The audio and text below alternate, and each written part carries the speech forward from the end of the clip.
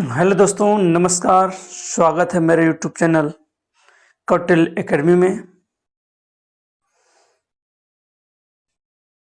दोस्तों, कल हम लोगों ने बौद्ध धर्म में गौतम बुद्ध के बारे में विस्तृत चर्चा की। आज हम लोग पढ़ेंगे बौद्ध संगीतियाँ, जिसमें हम लोगों ने बताया था कि गौतम बुद्ध की मृत्यु 80 वर्ष की आयु में 483 ईसा पूर्व में मल्लों की राजधानी कुशीनगर में हो गई थी, जिसे बौद्ध ग्रंथ में महापरिनिर्वाण कहा गया था। जिसे बौद्ध ग्रंथ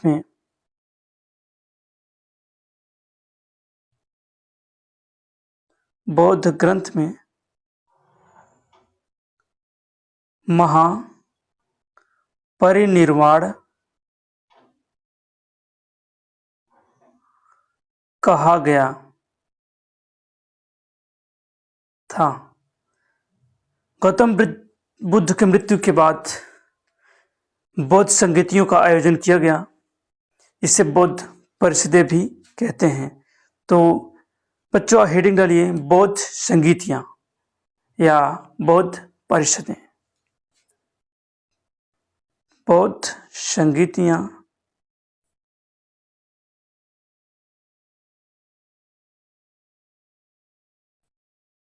या परिषदें।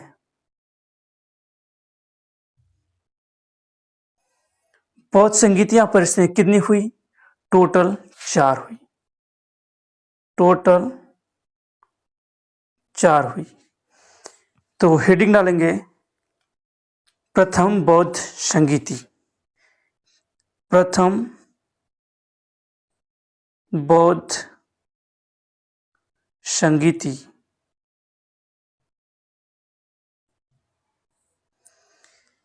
ये कब हुई, किनके समय में हुई, क्या क्या कार्य हुए, इसके बारे में हम लोग पढ़ेंगे। प्रथम बौद्ध संगीति का आयोजन बुद्ध के मृत्यु के समय हुई। कब हुई? गौतम बुद्ध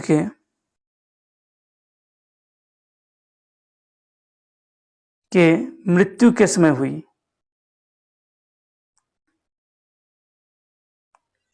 कब हुई? 483 ईसा पूर्व में। कब हुई? 483 ईसा पूर्व में। कहां पर हुई? राजगृह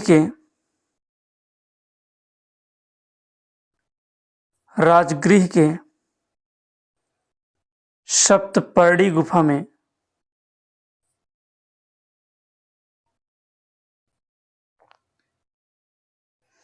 दोस्तों, उस समय हर्यंक वंश के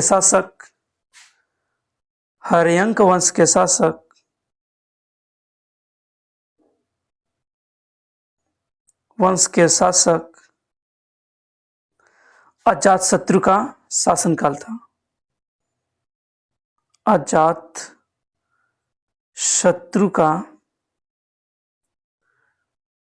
शासनकाल था। तो बच्चों, पूछा जाए प्रथम बौद्ध संगीति का आयोजन किस वंश के शासनकाल में हुई थी या किसके शासनकाल में हुई थी, तो उसका आंसर होगा अजातशत्रु के शासनकाल में हुई थी। इसके अध्यक्ष महाकश्यप थे। इस प्रथम बौद्ध संगीति में क्या क्या कार्य हुए, इसको देख लेते हैं। इसमें कार्य क्या हुए, क्या देखते हैं? कार्य। बुद्ध के उपदेशों को, ध्यान सुनिएगा, बुद्ध के उपदेशों को 2 पिटकों में संकलन किया गया। कौन कौन से? विनय पिटक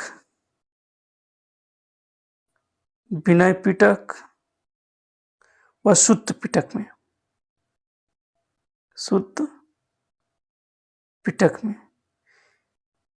बुद्ध के उपदेशों को विनय पिटक और सुत्त पिटक में संकलन किया गया। विनय पिटक के रचनाकार उपाली थे,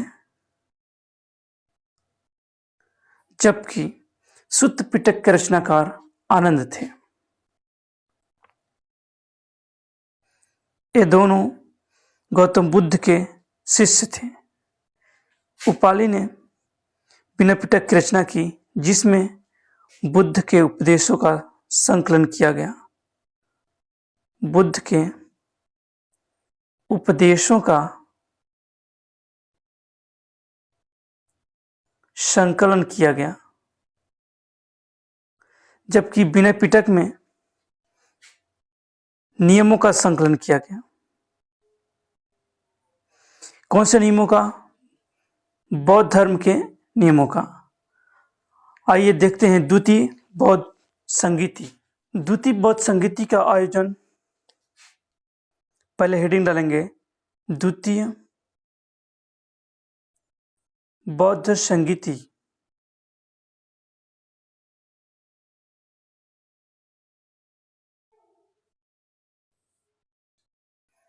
इसका आयोजन 383 ईसा पूर्व,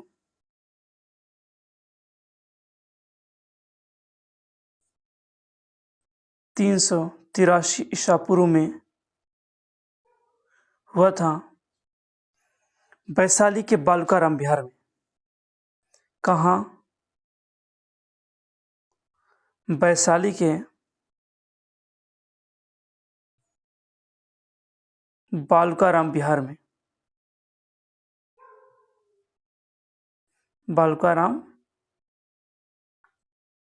बिहार में। इस समय किसका शासनकाल था? तो एक वंश था शिशुनाग वंश। शासनकाल शिशुनाग वंश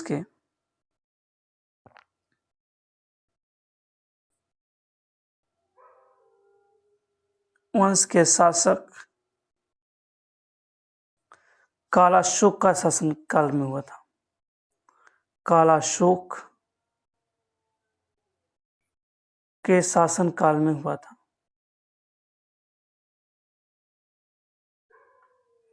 कालाशोक को काकवड़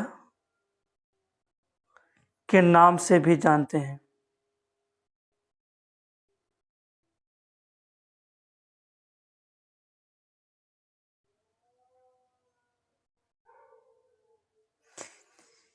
इस संगीति के अध्यक्ष शाबक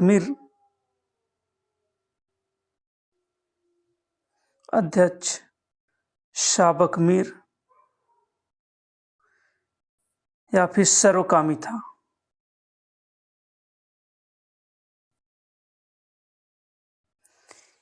द्वितीय बौद्ध संगीति में कार्य क्या क्या हुए, इसको देख लेते हैं। कार्य: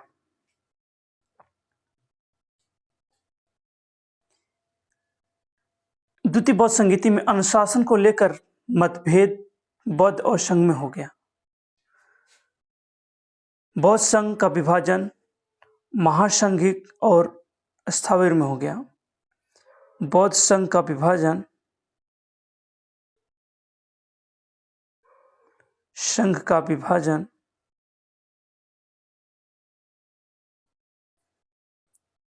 स्थाविर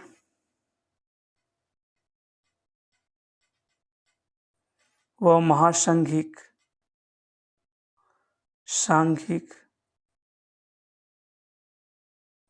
में हो गया। स्थाविर अपरिवर्तनवादी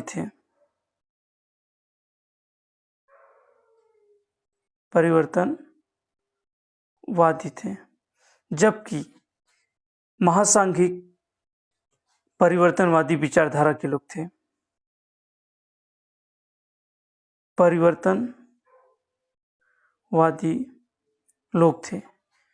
द्वितीय बौद्ध संगीति आप लोग को अच्छे समझ में आ गई होगी।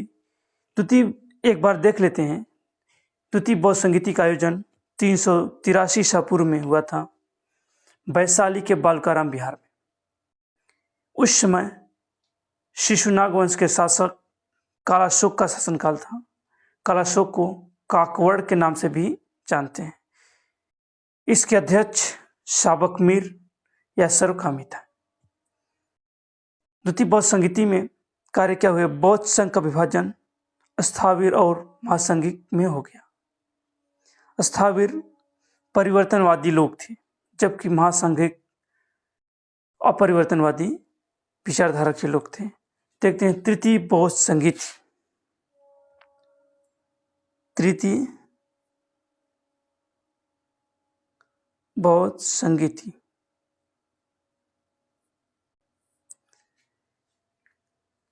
इसका आयोजन 251 ईसा पूर्व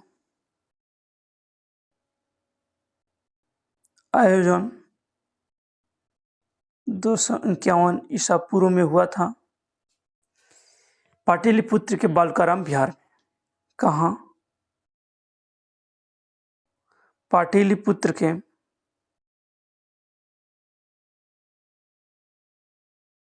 बालकाराम बिहार में, सॉरी, पाटलिपुत्र के अशोकाराम बिहार में, अशोकाराम बिहार में। इस समय मौर्य वंश के शासक अशोक के शासनकाल में मौर्य वंश के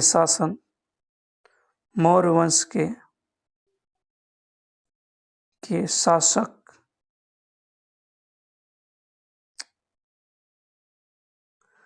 अशोक के शासनकाल में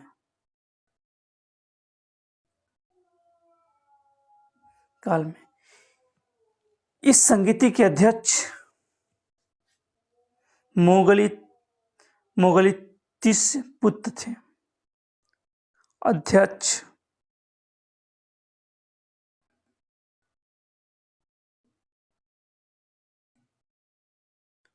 पुत्र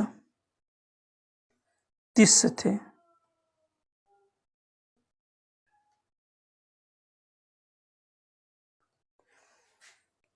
तृतीय बौद्ध संगीति में कार्य क्या हुए, इसके बारे में देख लेते हैं। तो बच्चों, आज पढ़ते हैं चतुर्थ बौद्ध संगीति। क्या पढ़ते हैं? चतुर्थ बौद्ध संगीति। इसके पहले हम लोगों ने 3 बौद्ध संगीतियां पढ़ चुकी हैं। चतुर्थ बौद्ध संगीति का आयोजन लगभग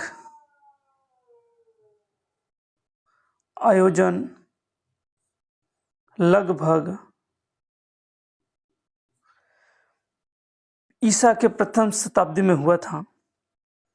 ईसा के प्रथम शताब्दी में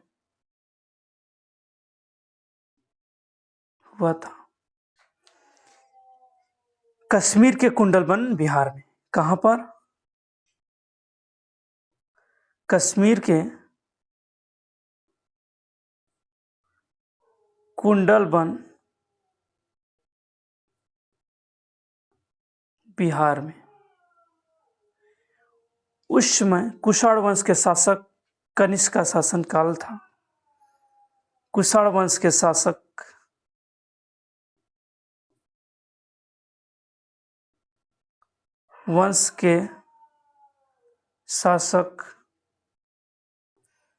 कनिष्क का शासन काल था। चतुर्थ बौद्ध संगीति के अध्यक्ष वसुमित्र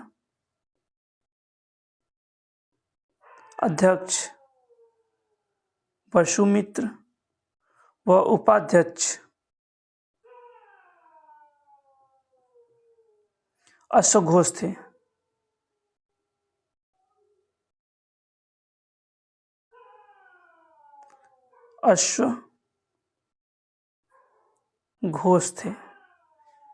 चतुर्थ बौद्ध संगीति में बौद्ध धर्म 2 संप्रदायों में विभाजन हो गया। कार्य क्या हुआ? बौद्ध धर्म 2 संप्रदायों में विभाजन हो गया। एक का नाम था हीनयान दूसरे का महायान। हीनयान परंपरागत थे, जबकि महायान नवीन थे। इसका मतलब है महायान के लोग नवीन विचारधारा के मानने वाले लोग थे, जबकि हीनयान परंपरागत विचारधारा के को मानने वाले लोग थे। तो आइए हम लोग देख लेते हैं हीनयान और महायान क्या थे। तो हेडिंग डालेंगे हीनयान, एक साइड हीनयान और दूसरी साइड महायान। हीनयान निम्न मार्गी लोग थे। ये लोग निम्न मार्गी थे। महायान के लोग उच्च या उत्कृष्ट मार्गी लोग थे। उच्च या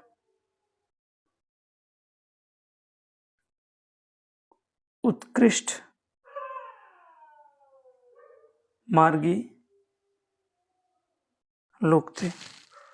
हीनयान प्राचीन ये लोग बुद्ध के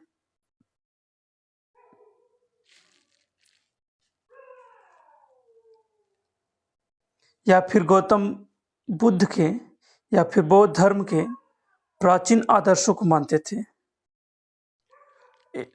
इसको थोड़ा सा एडिट करके लिख लेते हैं। बौद्ध धर्म के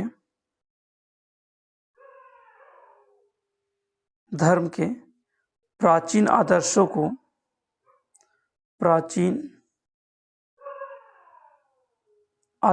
को मानने वाले लोग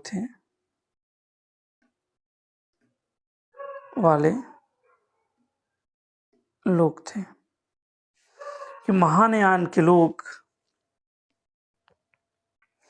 बौद्ध धर्म के प्राचीन आदर्शों में बौद्ध धर्म के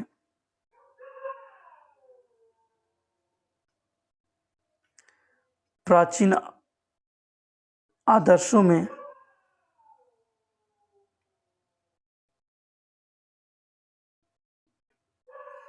समय के साथ सुधार चाहते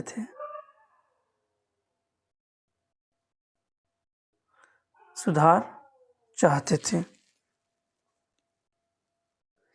हीनयान के लोग बुद्ध को महापुरुष मानते थे।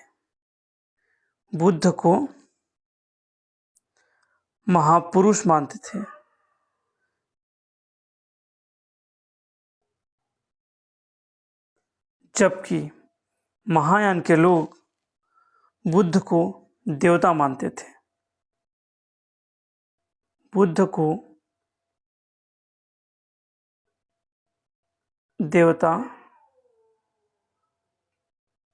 थे।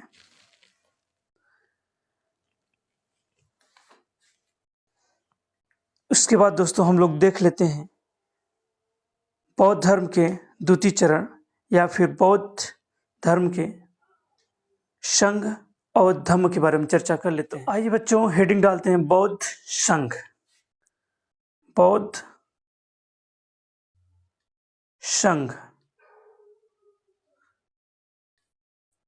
संघ क्या है, इसके संस्थापक कौन है? तो बौद्ध संघ एक संस्था है। क्या है? एक संस्था है। किस चीज की संस्था है? बौद्ध धर्म के प्रचार प्रसार की। क्या है? बौद्ध धर्म के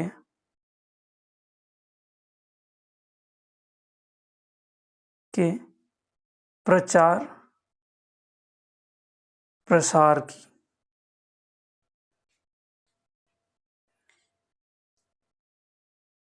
जिसके संस्थापक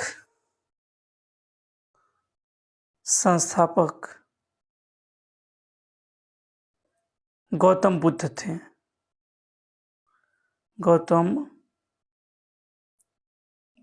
थे। इसकी स्थापना सारनाथ में हुई। स्थापना सारनाथ में हुई।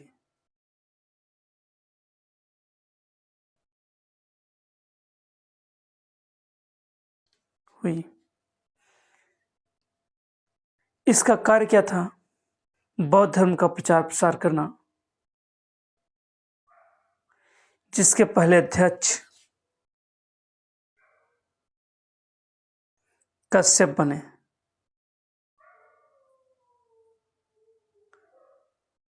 पहले अध्यक्ष। अब दूसरी हेडिंग डालेंगे, धम्म। धम्म क्या है? धम्म में बौद्ध धर्म की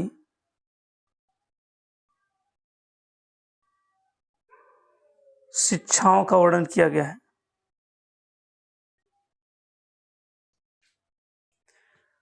बौद्ध धर्म का मूल आधार धम्म ही है, जो 4 आर्य सत्य हैं। बौद्ध धर्म में 4 आर्य सत्य हैं। पहला दुख। पहला क्या है? दुख। दुख जिसका अर्थ है संसार में सभी दुखी हैं। संसार में सभी दुखी हैं।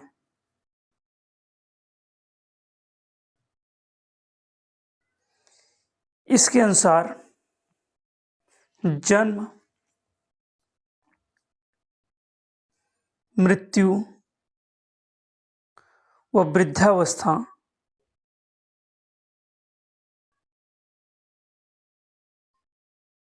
भी दुख के अंतर्गत आता है। तो दूसरा आर्य सत्य दुख समुदाय। दुख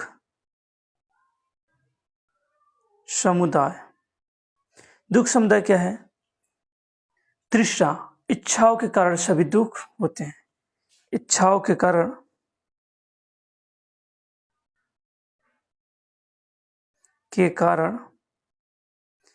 सभी दुख होते हैं।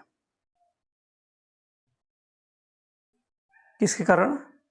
इच्छाओं के कारण सभी दुख होते हैं। तीसरा आर्य सत्य है दुख निरोध। दुख निरोध। दुख निरोध का अर्थ है तृष्णा या इच्छाओं को कम करके इन दुखों को कम किया जा सकता है। इच्छाओं को कम करके इन दुखों से बचा जा सकता है। तो चतुर्थ या चौथा आर्य सत्य है दुख निरोध।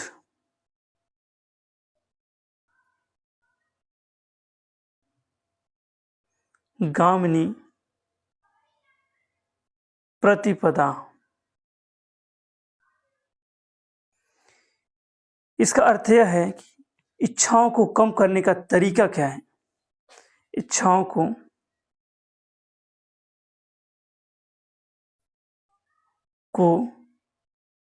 कम करने का तरीका क्या है? दोस्तों बौद्ध धर्म में यह बताया गया है कि दुख से बचने के लिए अष्टांगिक मार्ग की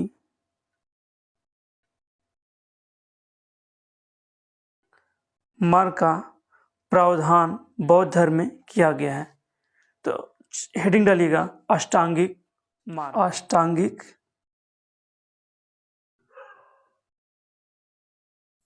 मार्ग।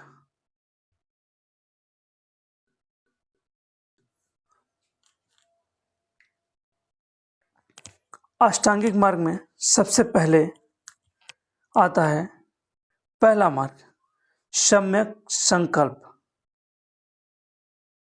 सम्यक संकल्प, पहले सभी अष्टांगिक मार्गों को लिख लेते हैं, उसके बाद फिर अच्छे से समझाएंगे। दूसरा मार्ग है सम्यक स्मृति। सम्यक स्मृति। तीसरा है सम्यक दृष्टि। सम्यक दृष्टि। चौथा मार्ग है सम्यक वाक। सम्यक वाक। पांचवा अष्टांगिक मार्गों में पांचवें क्रम में सम्यक समाधि। सम्यक समाधि। छठवां सम्यक व्यायाम। सम्यक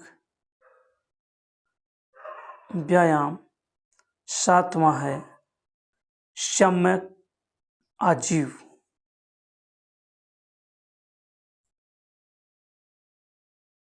आजीव व आठवां सम्यक कर्म।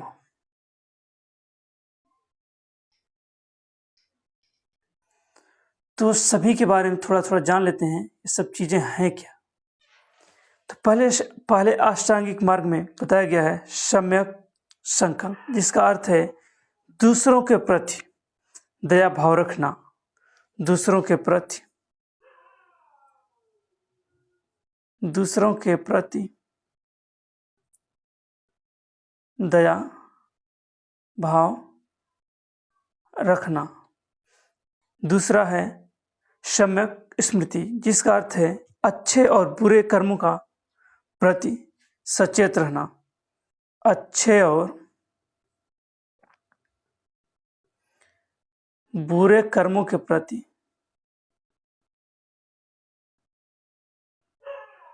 सचेत रहना। तीसरा है सम्यक दृष्टि, 4 आर्य सत्यों का अक्षरशः पालन करना। 4 आर्य सत्यों का अक्षरशः पालन करना। चौथा अष्टांगिक मार्ग में चौथा मार्ग है सम्यक वाक, सदा सत्य बोलना। सदा सत्य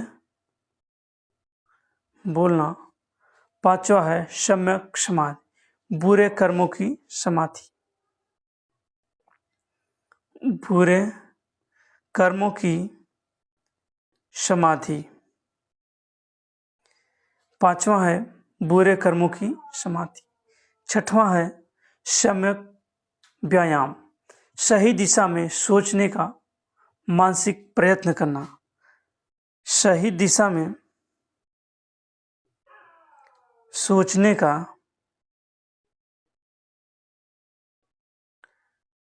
मानसिक प्रयत्न करना। सातवां है सम्यक आजीव, ईमानदारी पूर्वक जीवन जीना। ईमानदारी पूर्वक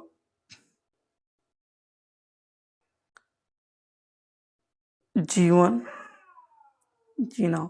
आठवां और अंतिम मार्ग बुरे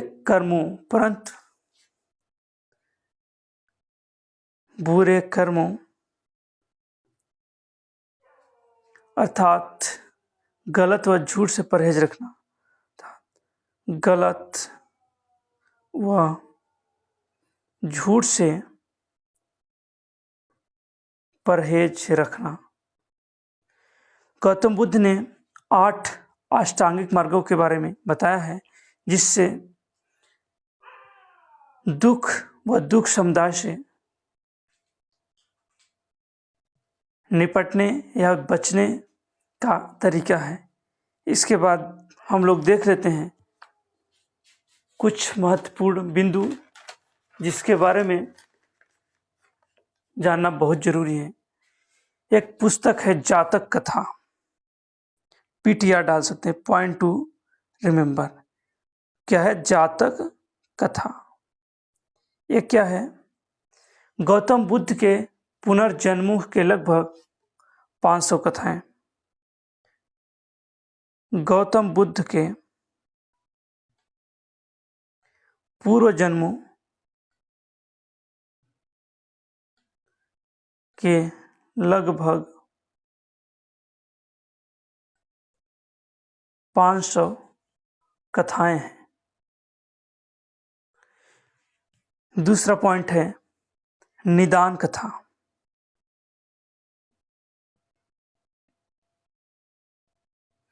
निदान कथा क्या है दोस्तों?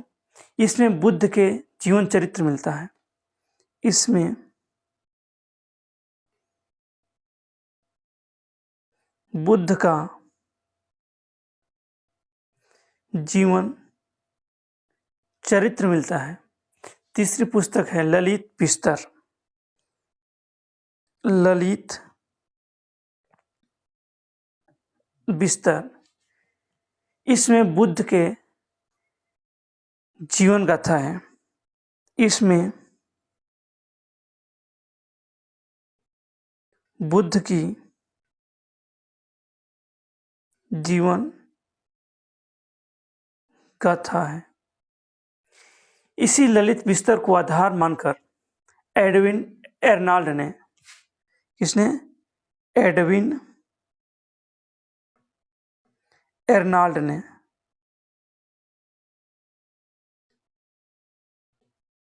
ने लाइट ऑफ एशिया की रचना की। ऑफ एशिया की रचना की। दोस्तों, अगर ये वीडियो आप लोग को पसंद आया हो तो चैनल को लाइक, शेयर और सब्सक्राइब जरूर करें। धन्यवाद। मिलते हैं नेक्स्ट क्लास में।